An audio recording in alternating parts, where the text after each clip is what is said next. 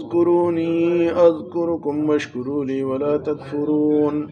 يا أيها الذين آمنوا استعينوا بالصبر والصلاة إن الله مع الصابرين.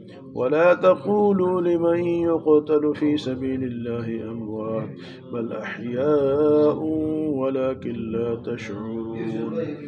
ولنبلونكم بشيء من الخوف والجوع ونقص من الأموال والأنفس والثمرات وبشر الصابرين الذين إذا أصابتهم مصيبة قالوا إنا لله وإنا إليه راجعون.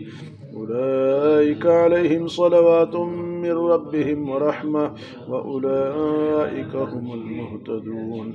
إن الصفا والمروة من شعائر الله فمن حج البيت أو اعتمر فلا جناح عليه أن يطوف بهما ومن تطوع خيرا فإن الله شاكر عليم.